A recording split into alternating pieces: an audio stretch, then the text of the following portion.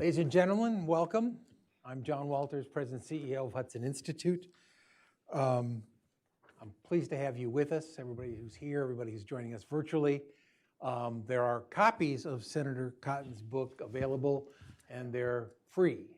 So we're not the government, but we can help educate and promote a better understanding of our threats. Hudson was founded by Herman Kahn, who famously wrote the book Thinking About the Unthinkable.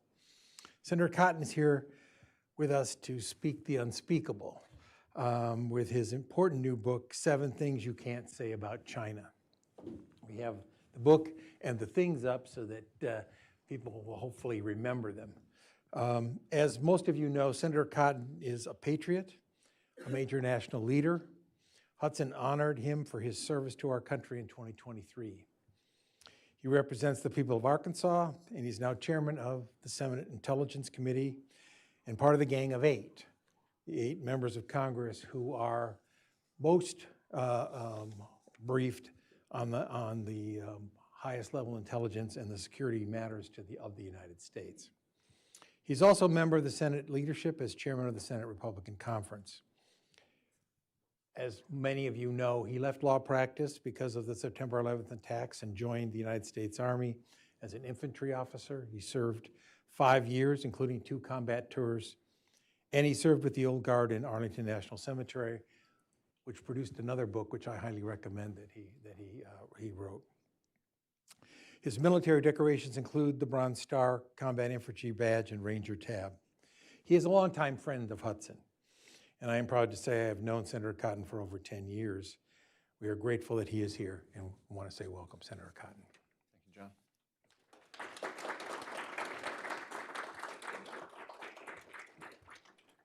John. I want to start with your title, 7 Things You Can't Say About China.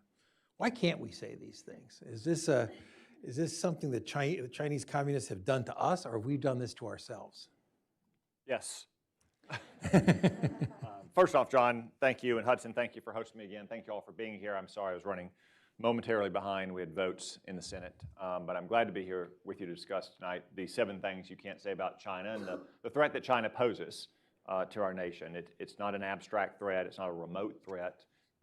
It is a threat here today to our way of life, to you, and to your family. Most public opinion polls show that Americans have a justly low opinion of communist China. But in my experience, and based on what I've learned through more than 10 years in the Senate, on the Armed Services Committee, on the Intelligence Committee, and now chairing the committee, is that however bad you think Chinese communists are, however much of a danger you believe they are to our nation, is actually worse than that. So this book is designed to ring an alarm bell about the threat we face. And I intentionally made it a small, easy book to read, so you can pick it up and read it on a flight or a couple night times in bed, or maybe on the subway back and forth over a couple days at work, so you can be informed about the threat China poses to us and these 7 things that you can't say about China. Because so many times in our society, if you try to criticize communist China, it's not just your American political opponents that try to rebuke you. It's not just Chinese communists, it's American political opponents as well. I start the book with an episode from about 5 years ago, last week, I think, when I first said, this coronavirus that's causing a global pandemic may have come from a lab in Wuhan. They study bat-based coronaviruses there. They are notoriously sloppy in their safety practices. The lady that runs the lab is literally nicknamed the Bat Lady. Wuhan does not have indigenous bats. The food market there supposedly didn't apparently have bats either. Maybe we should take a look at this lab. And again, I think most people would not be surprised that the Chinese embassy or Chinese Ministry of Foreign Affairs came down on me like a ton of bricks. But as I detail in the book, so did the Washington Post and the New York Times and CNN and others. And I think there's a lot of reasons for that. Some of it is probably political correctness or political ideology. But as I describe in the book, China has amassed tremendous influence and power in our society, in part because of the economic wealth and power we've helped them build up. The third thing you can't say about China, that China is waging an economic world war. They have been for decades. We just finally joined it about 8 years ago.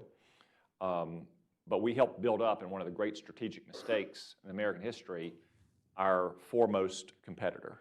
It's obvious at the end of the Cold War, with communist Russia passing from the scene, that communist China was the one country that had the potential to become a true competitor to the United States, and we built them up economically. That didn't just pay for the military that they're building up since they're preparing for war, as I say in chapter 2, but it also gave them tremendous influence in this country because so many people have gotten rich off of China. So many people and so many businesses are still deeply invested in China, and China has an incredible amount of leverage over them.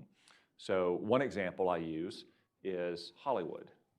When was the last time you saw a movie with a Chinese villain?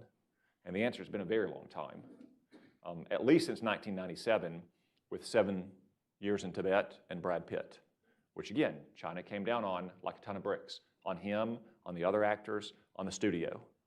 And Hollywood movie executives got the picture very quickly that if you had a movie that put China in an unflattering light, or told the story of something like Tibet and the Dalai Lama, or today the Uyghur genocide, or the crackdown in Hong Kong, you would lose your access to the very large and lucrative Chinese movie market. So the most popular American cultural art form, movies, never disparaged China. And I also point out in the book that every major news network in America, except Fox News now, is owned by or affiliated with one of those Hollywood movie studios. Do you really think it's a coincidence that Fox has the most critical reporting on China, as opposed to, say, ABC, which is owned by Disney, which released a movie a couple years ago when they actually thank some of the government authorities in Xinjiang province that are partly responsible for the genocide against the Uyghur people, or NBC and MSNBC with Comcast Universal, CNN with Warner Brothers, CBS with Paramount.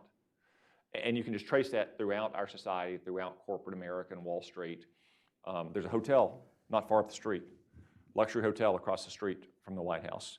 And the week that President Trump was trying to conclude the so-called Phase 1 trade deal with China, the chief negotiator summoned a lot of Wall Street execs to that hotel and asked them to lobby the White House, to lobby their contacts there, to lobby the president to make the deal on more favorable terms. And again, and you can see it everywhere, I write about how China targets our governments. Again, they don't just target government here. It's not just spies running out of the embassy, in old-fashioned Cold War style. They are trying to cultivate state and local officials. Why are they doing that? Well, one, it can provide them some immediate economic benefits in a concrete sense. Tax breaks, subsidies, land grants, what have you. But two, it can also provide de facto lobbyists. State and local officials who are chasing after Chinese money and job announcements might tell their congressman or their senator, can you tone it down a little bit? Not about the factory we're trying to get in our hometown, but tone it down a little bit about Hong Kong, because they're being encouraged to do so. I mean, it's true of pandas at your zoo. You don't get a panda at your zoo with no strings attached to it. There's always a string attached to it with communist China, and that's one reason why there are so many voices in America that are silenced, or at least sometimes censor themselves about communist China. You talk about this happening to you with regard to Arkansas and the Chinese dangling investments in Arkansas to get the governor to approach. Yeah, there's supposedly a big paper mill was going to be open in South Arkansas. I was always pretty skeptical of it. It started under a Democratic governor. It went to a Republican governor. He encouraged me on several occasions to meet with officials from the Chinese consulate in Houston. I politely deflected a couple times. Finally, I just said flatly, look, when I'm in Arkansas, when we're not in session on the weekends and the recesses, and I'm in Arkansas, I spend my time meeting with Arkansans, not with Chinese communists. If they want to meet with me, they've got an embassy right up the street, and they can come in and meet with me, and I'm willing to do that. And he said, well, the consulate in Houston is what manages Chinese investment in Arkansas. At which point I was like, absolutely not, I'm going to meet with them, because that was clearly an effort to try to influence me and my views on China by having dangled this big, super project out for years and years and years. And, I was always confident that it would probably come a cropper, as it did. And then some short time after that, President Trump in 2020 closed the Chinese consulate in Houston. And if you recall, there was billowing plumes of black smoke for hours on end as they did burn something. I'm sure that was more than just the trash, because Secretary of State Pompeo referred to that consulate as a den of spies, and that's exactly what it was. I want to ask you about the structure of the things you can't say, whether there's a central truth that the requiring everyone else to lie protects. Do the lies protect a central truth, or is there some other structure? Because you've thought about these things in more detail. Is there a profound and deeper truth that we have to be worried about?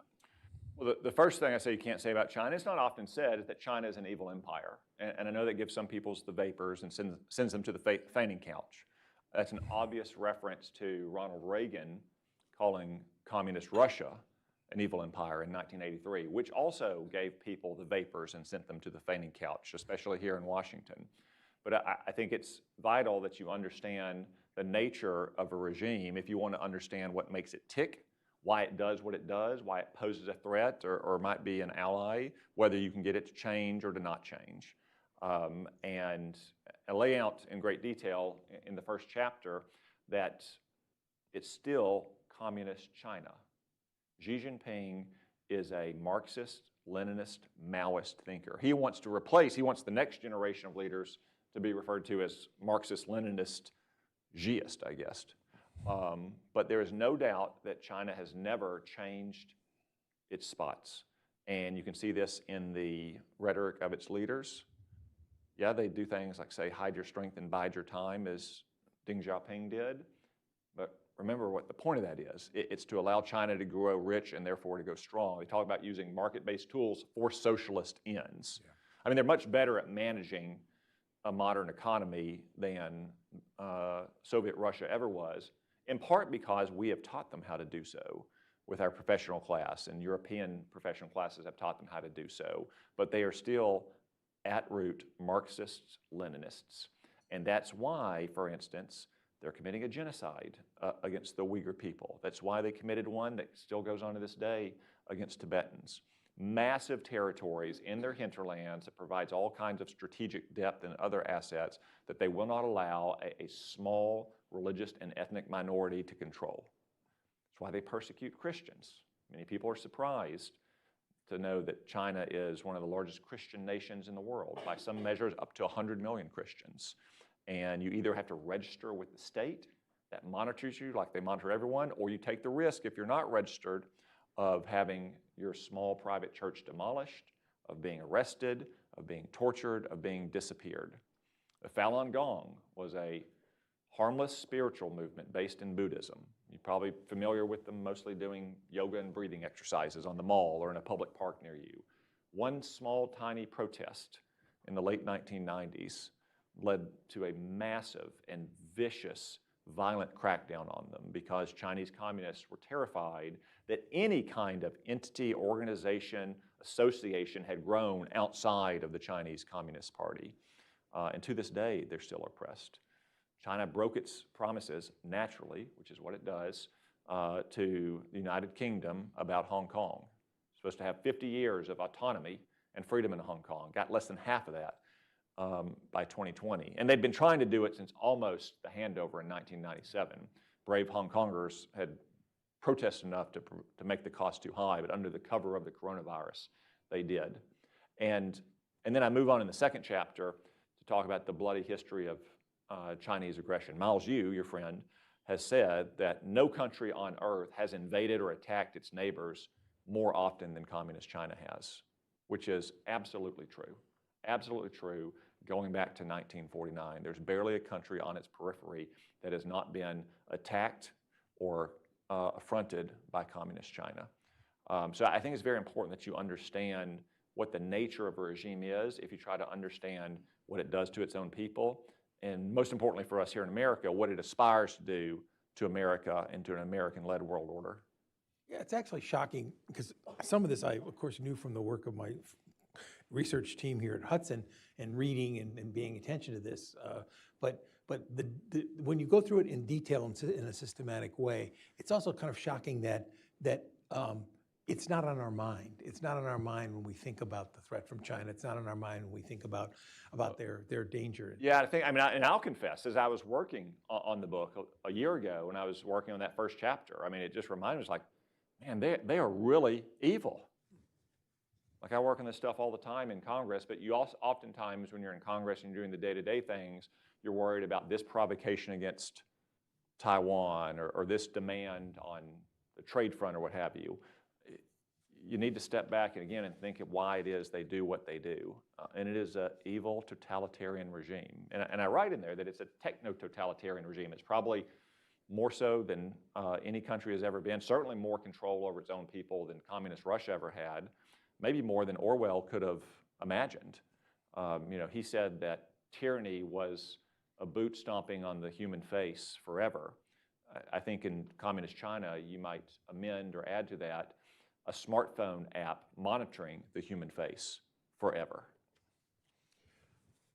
One of the other things that you go through systematically is the kind of the infiltration of America. For those of us old enough like me to remember the Cold War and Soviet subversion, it never reached these levels. I mean, the level that you talk about with regard to the government, with our society, with our children. Can you say a little bit about that? Yeah, People haven't and we talked about that a little bit earlier. And the reason it never got to that level with communist Russia is we didn't have the degree of economic entanglement. Our two blocks were largely separate. There was some trade here and there, but nothing like what we have with China. And therefore, as I said, you have many, many people and many companies that are dependent upon China, over which China has tremendous leverage. And China uses that leverage. Another example I write about in the book is professional sports. In the case of the NBA in particular, one of the most popular sports in China and its biggest overseas market. If you remember, about 5 or 6 years ago, the general manager of the Houston Rockets merely posted an image saying you should stand with Hong Kongers fighting for their freedom. And China came down like a ton of bricks again. It took all the merchandise out of their stores. It took down NBA streaming on their services. LeBron James and Steve Kerr, Hall of Fame player and coach, who are very prominent and outspoken when it comes to social justice warriors, criticized the general manager for saying that. Basically saying that he should have thought about how much money it could cost the NBA and other players. The CEO of the Brooklyn Nets also expressed solidarity, and surprisingly enough, he was out of his job just a couple months later, owned by Joe Tsai, one of the co-founders of Alibaba and a well-known Chinese communist apologist. Think about Enes Kanter Freedom, who first came to fame, aside from his basketball ability, for standing up for the plight of Turks in his native Turkey, but then later began to stand up for Hong Kongers and Uyghurs and so forth by wearing symbols or words on his shoes. Pretty soon he was cut from his team and he thinks, and I agree, blacklisted from the NBA. So it's just, again, an example of the kind of power and influence that the way we've helped communist China grow wealthy has reverberated back into our country in a way that you never had with Soviet Russia. Sure, they ran spies out of their embassy all the time, and they underwrote in various ways, like the nuclear freeze movement in the first Reagan administration. And China does that too, don't get me wrong. China's still running spies all over Washington and out of its consulates and stuff, but on the scale of something like we've never seen because of those economic ties. It doesn't just have spies in Washington as consulates. They're in major companies. They're on our university campuses. They're in our national labs, in addition to all the indirect influence it has throughout our society. Can you say a little bit more about the targeting of children? Sure. I mean, one example of that is TikTok. And TikTok is a communist spy app. I understand there's lots of people that use it. Some of you may use it. I would recommend you don't, but I understand that some of you do. Plenty of our Kansans do as well. And I hear, the voices that say, well, it's just another social media app. And is it Facebook and X and Snapchat? They're all bad too, right? And sure, they have their issues. The difference is that TikTok is under the thumb of communist China.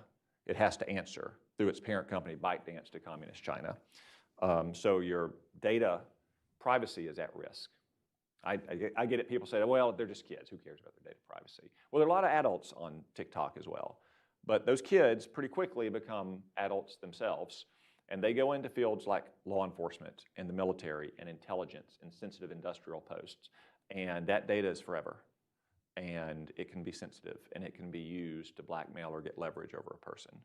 I also hear people say like, well, it's just, the content is harmless. It's like, and I agree, there's plenty of harmless content on TikTok as on other social media apps, cat videos or how-to videos about cooking or home repair or fantasy football or what have you. But there's a lot of harmful content as well. Go look at the evidence that have been produced by state attorneys general of both parties in their lawsuits against TikTok. You get a new TikTok app, you tell TikTok you're a teenage girl, you don't ever watch a single video, you don't state a single preference, it will start to feed you eventually content about your body image, negative content. It'll start to feed you content about eating disorders. Tell it you're a teenage boy, same thing. Don't watch any videos, don't express any preferences. It'll start feeding you the most obscene kinds of pornography, the most graphic kinds of violence. For anyone, it will glamorize drug use. It'll even glamorize suicide. It'll even glamorize suicide if you tell TikTok that you are sad or depressive and you want something uplifting. And there are stories in that book about kids who have watched those videos and then killed themselves, to include in Arkansas. That's much worse by orders of magnitude than anything you can see on any other social media app. And finally, it's a tool of Chinese communist propaganda as well. Again, go on X, go on Facebook, go on Snapchat. Compare what you can learn there about, say, Tiananmen Square or Taiwan or the Uyghurs or Tibet to what you can learn on TikTok, which is nothing. There are stories about this in the news recently because of the new DeepSeek AI search engine, about how you type in Tiananmen Square and it'll tell you that it can't say anything about that. If it's happening with DeepSeek, of course it's happening with TikTok and its algorithm. Compare anti-Semitic content. By orders of magnitude, there is more anti-Semitic content or pro-Hamas content on TikTok than there is on any other app. And think about what happened last year when Congress was considering the law that requires ByteDance to divest TikTok if it's going to continue operating here. They sent push notices to their users asking them to push this button to contact their member of Congress and ask us to vote against it. That is not a spontaneous uprising of American citizens exercising their First Amendment rights. That is a Chinese communist influence operation. And a lot of kids did. And they threatened to kill House members, or they threatened to kill themselves if the bill passed.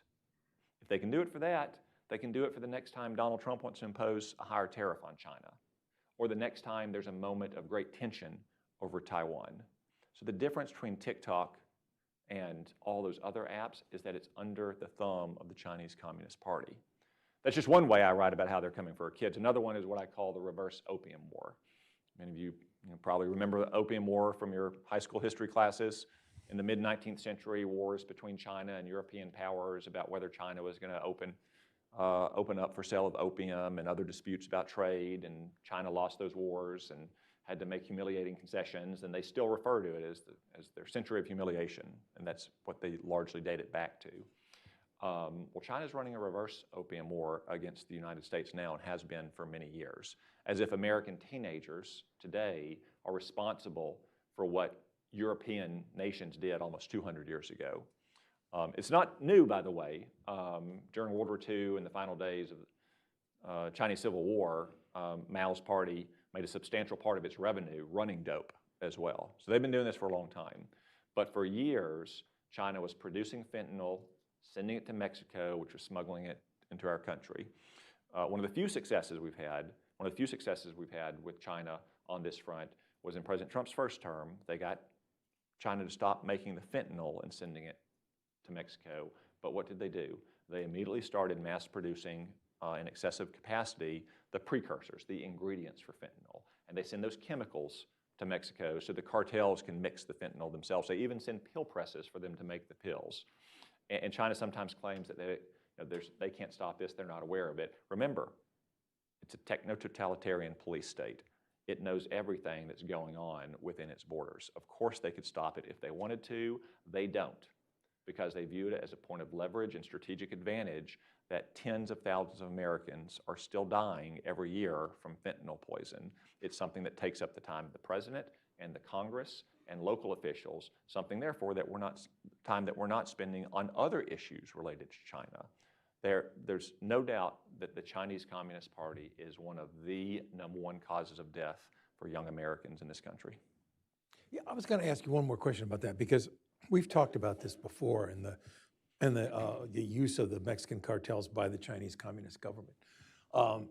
Mike Gallagher, who's now distinguished fellow here with us when he chaired the Select Committee in the House, their team produced the documentary evidence that showed that on Chinese websites and in Chinese records on those websites, the government was subsidizing the sending of these chemicals. It wasn't that they couldn't stop it. We don't know where it is. They gave them VAT rebates. They allowed them to produce and ship chemicals that were illegal inside China. On the periphery, you might say, okay, how far do you want to go? But when tens of thousands of people are dying, when they're money laundering on the backside or the other part of this, why isn't that an act of war? Why don't we see that as an act of war? Well, I think it's something both against China, but also their cartel intermediaries that we should get much tougher on. And I expect the Trump administration will. They started to get much tougher on it in the final year or two of the first term. I expect they will now as well. But again, I mean, Mike in that committee is right, and I draw on some of that work in the book. China knows all this. Like, they're not like the United States, where the government doesn't see into every company and doesn't have the ability to ascertain what's going on. They know this. Over half the world's surveillance cameras are in China, even though China only has about a sixth of the world's population, fifth. And they claim that they can identify the face of any Chinese subject in a matter of seconds anywhere in the country.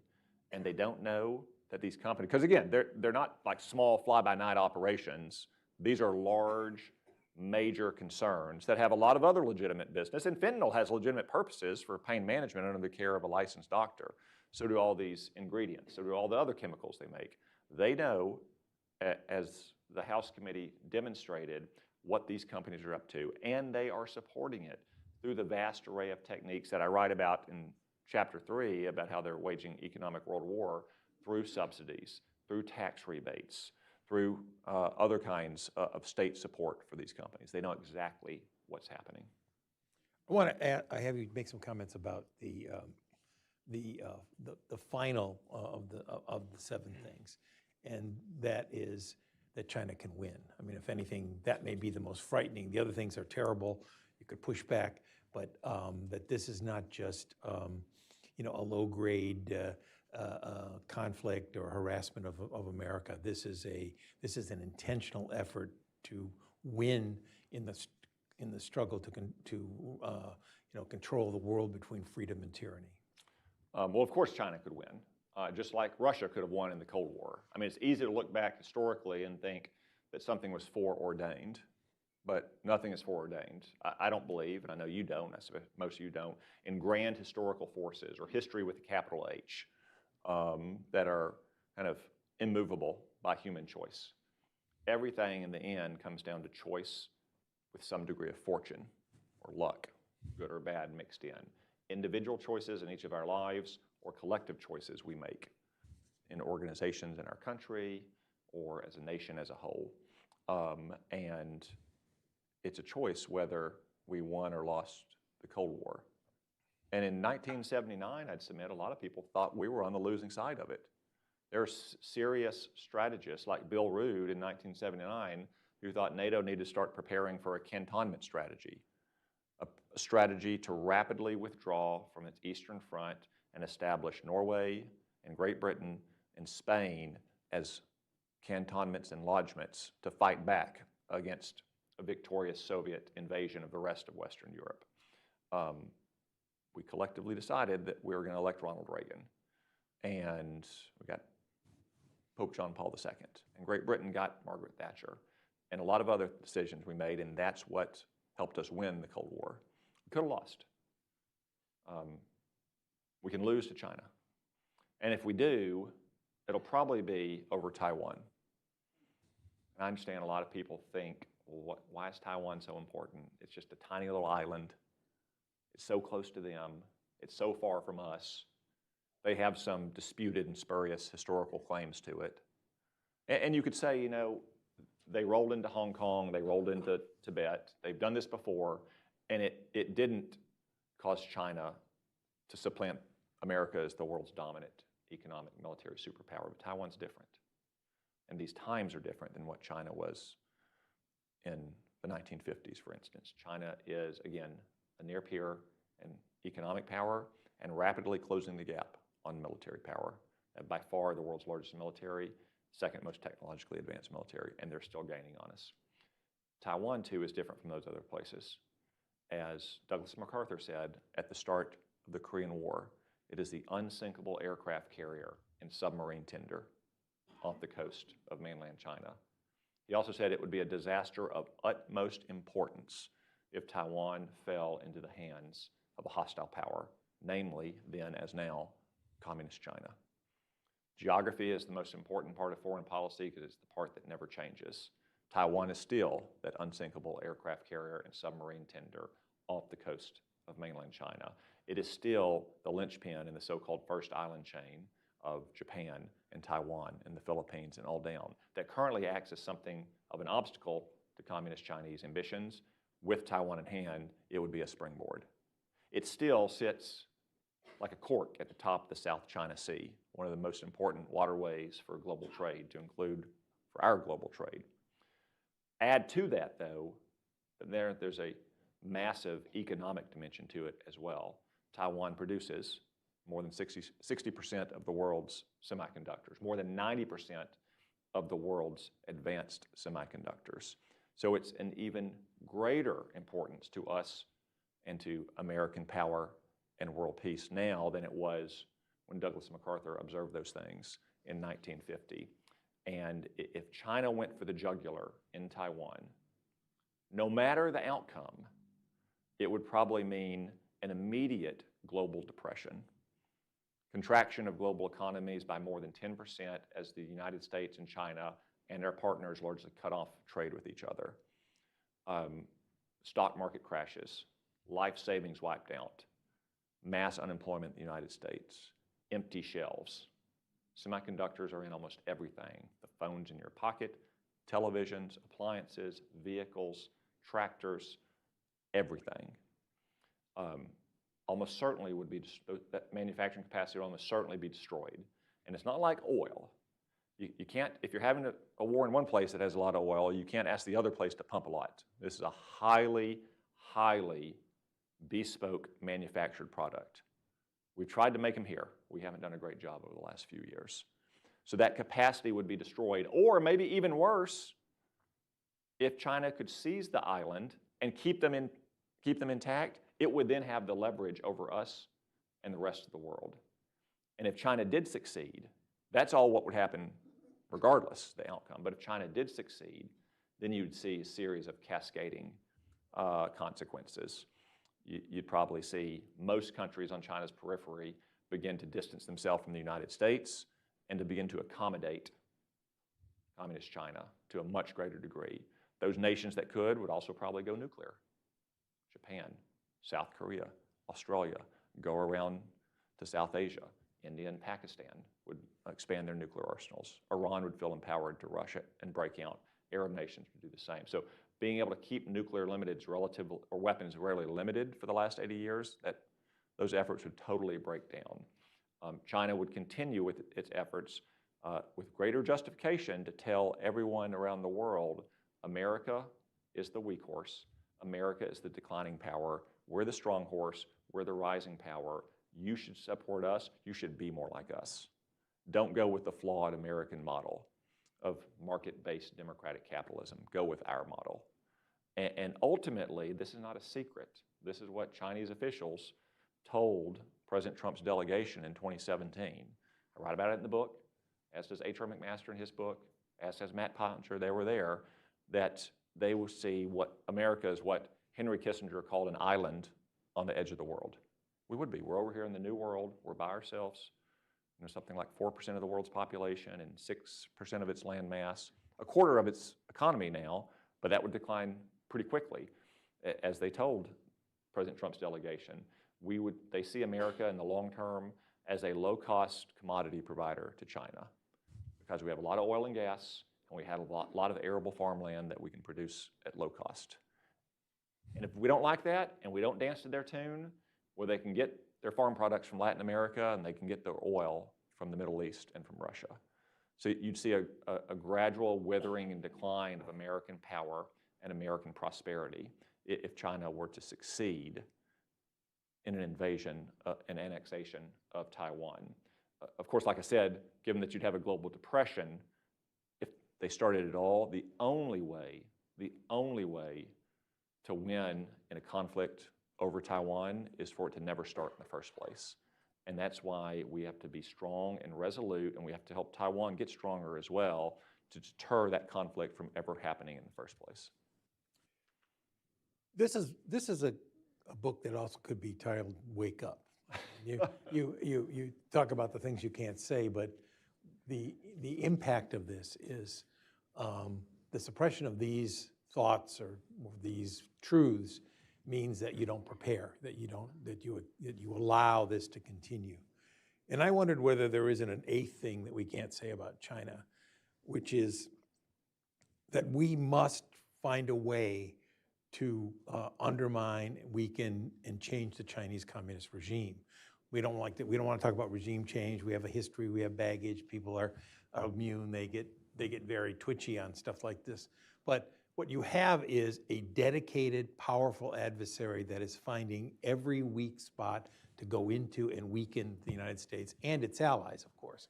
So I wonder whether that the cumulative effect of your 7 things you can't say about China and Wake Up is look, we need a strategy that really does take on the magnitude of the threat that we face that we have not had in the past. Yeah, and like I said, that's the main reason I wrote the book is because I wanted to ring the alarm bell, and I wanted to kind of grab our fellow Americans by the lapels. I wish I was able to write a book like this 10 or 15 years ago when the magnitude of the threat was not as severe as it is today. And it's very clear that Communist China has studied what happened to Communist Russia in the 1980s until it disintegrated in 1991. And they're very adamant that they're not going to allow that to happen in Communist China.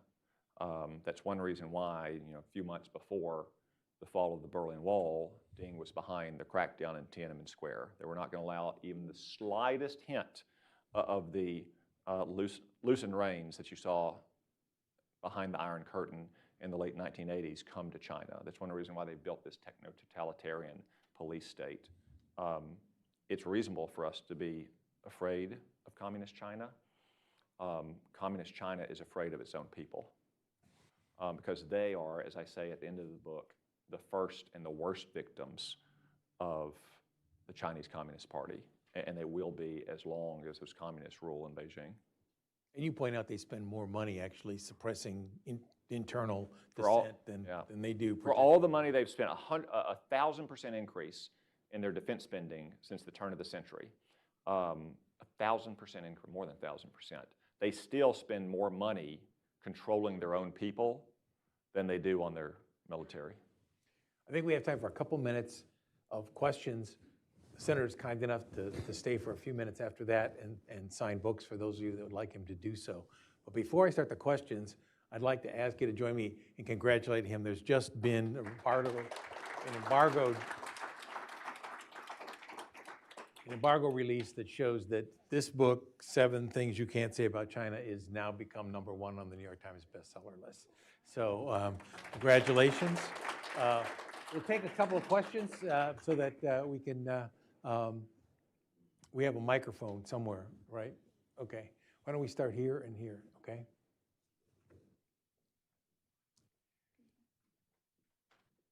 Thanks so much for coming. I remember in the 1990s, conservatives were having meetings about thinking normalizing trade with China would open up the human rights. I never did figure out why they thought that, and they were obviously wrong. My question is, how much of the problems we see now do you think was from making that decision, and should it be reversed, the normalization of trade?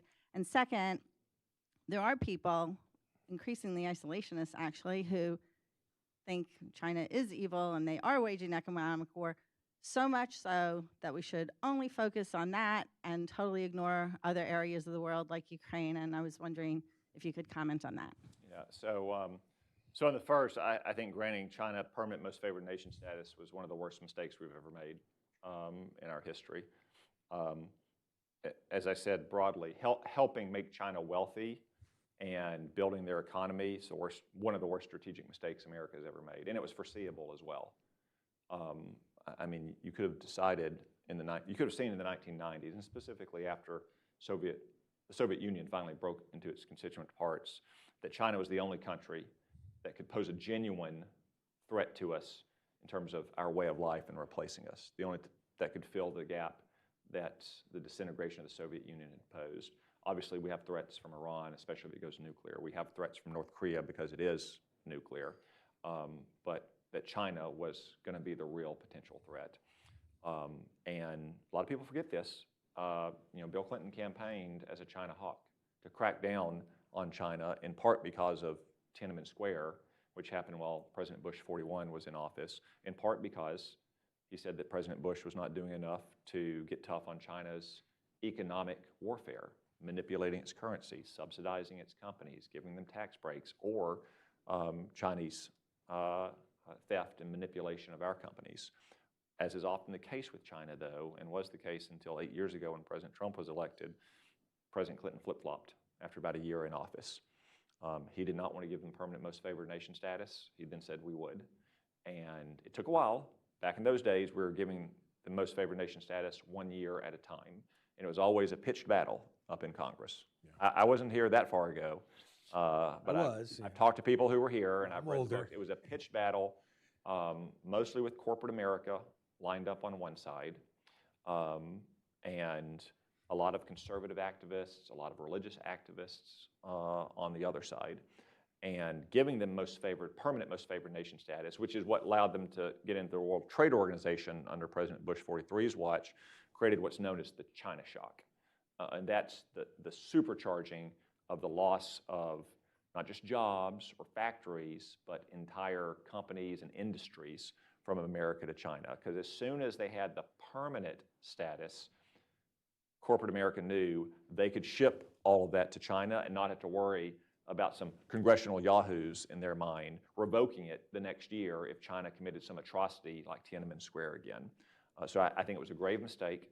I've long sponsored legislation to repeal it. I used to sponsor it with now Secretary Rubio when he was in the Senate. I sponsor it now with Senator Hawley and a few others. To your second question, I don't think we can neglect any part of the world because China doesn't neglect any part of the world, to include our own backyard, as the President has pointed out about Panama. We have Chinese companies supported by the Chinese government operating on both ends of the Panama Canal. Or in the Middle East, where you have China building one of its first overseas bases, conveniently enough, just down the street from our base in the Horn of Africa, or propping up the Iranian regime by cheating on sanctions and buying cut-rate Iranian oil. So if we want to confront China, just like we wanted to confront communist Russia, we have to understand that they are challenging and pushing on us and our friends and our interests all around the world. This young lady here. Senator, good to see you.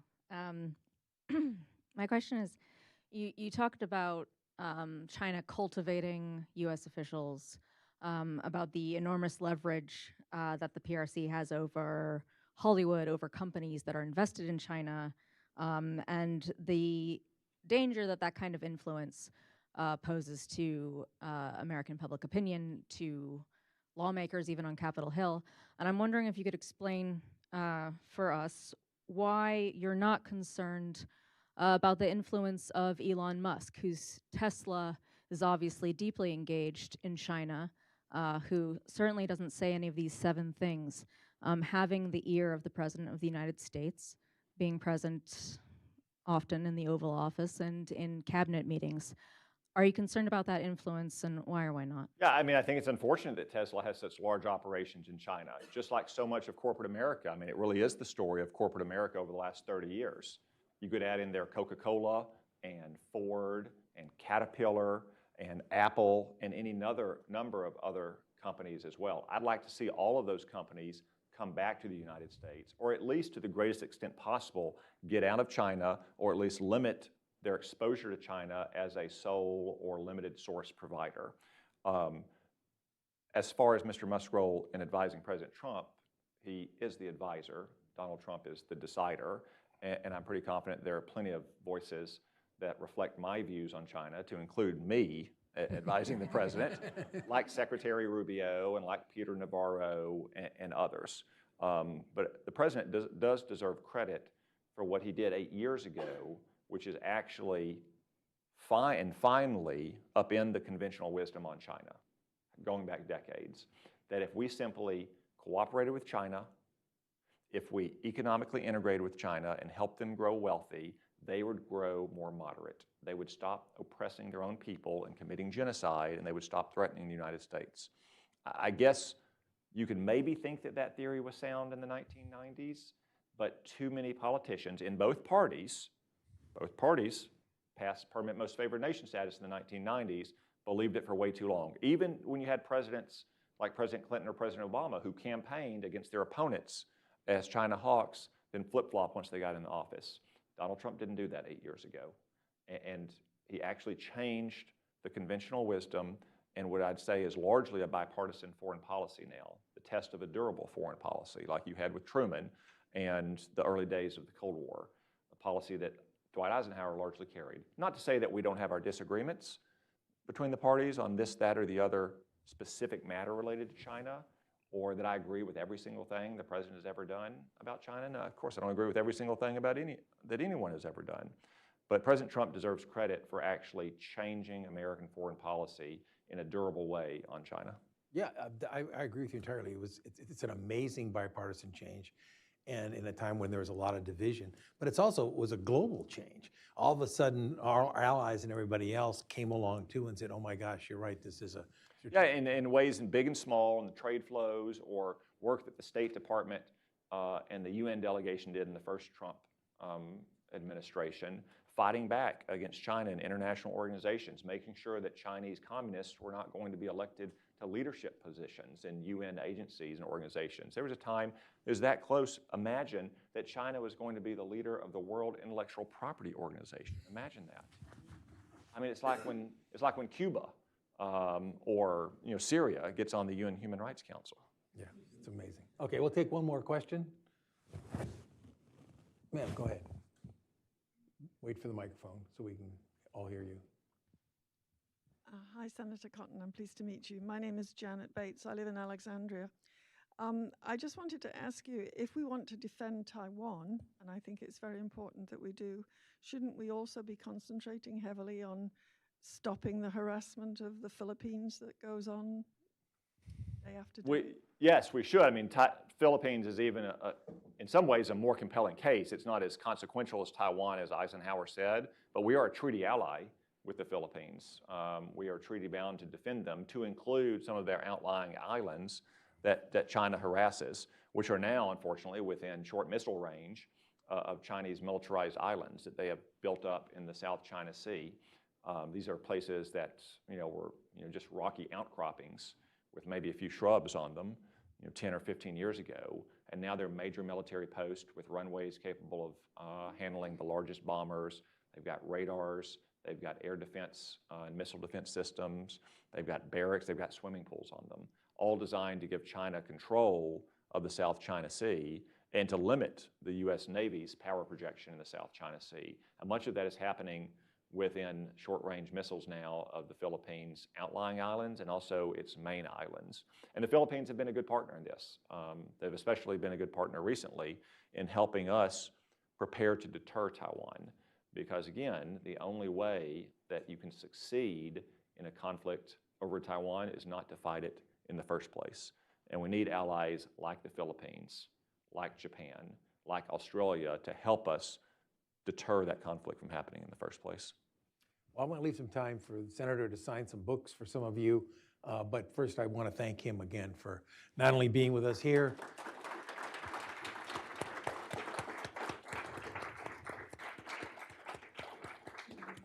but for all he has done for us as Americans and for our allies. Thank you, John.